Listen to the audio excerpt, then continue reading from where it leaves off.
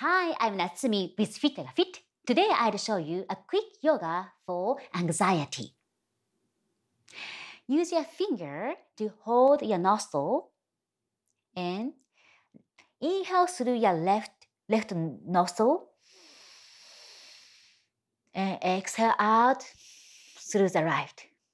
Now inhale through the right and exhale through the left. Let's repeat a few more times. Inhale. Exhale. Inhale. Exhale. Inhale. And exhale.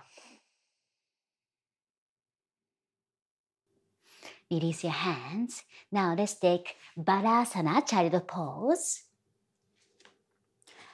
Knees open towards touch. Sit on your heel and rest your forehead on the mat. And reach your fingertips forward. And take 5 deep breaths.